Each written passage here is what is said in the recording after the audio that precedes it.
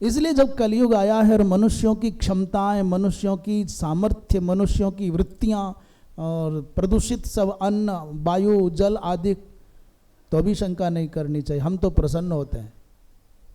जब कलयुग के वर्णन के अनुसार चारों तरफ वातावरण देखने में आता है तो हमको बड़ी प्रसन्नता होती है कि हमारे शास्त्र यथावत सत्य हैं।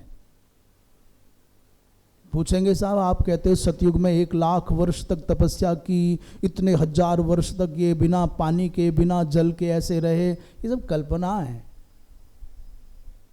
तो हमारे पास में उन शंका करने वालों के लिए कोई समाधान बचता नहीं, क्योंकि प्रत्यक्ष प्रमाण नहीं है। आज तो 1000 वर्ष कौन कहे, 1 वर्ष कौन कहे, पूरे 24 घंटा बिना पानी के रहने वाले बहुत दुर्लभ हो गए, निर्जला करने वाले बहुत दुर्लभ हो गए। इसलिए बात तो फिर कैसे समझे कि शास्त्र सत्य हैं? बोले कलयुग के कालखंड के लिए जैसे जैसे आचार विचार बताएं, वो सब आचार विचार घटित होते दिखाई देते हैं, और यही प्रमाणित है, यही प्रकार प्रमाणित करता है कि शास्त्र सत्य हैं। कलयुग में मनुष्य कैसे हो जाएंगे, स्त्री कैसी हो जाएंगी, पुरुष कैसे हो जाएंगे, पुत्र शिष्य गुरु कैसे होंगे, ये आज घटित हो रहा है।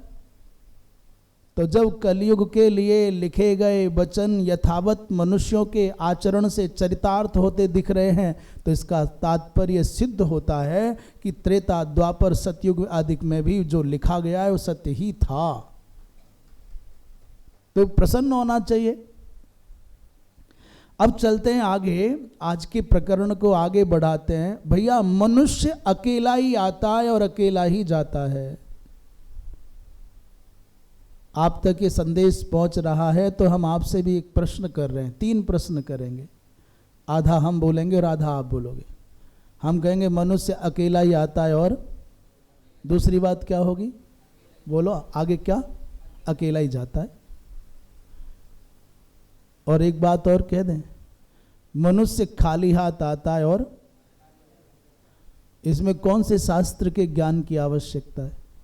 तीसरी बात और कह दें, ये प्राणी नंगा ही आता है, और अब बीच में चाहे जितना मर जाओ, इकट्ठा करके मर जाओ, चाहे जोड़ करके मर जाओ, चाहे संचय करके मर जाओ, चाहे लड़ करके मर जाओ, पर ये तीनों ध्रुव सत्य हैं। अकेला आया और अकेला ही जाएगा।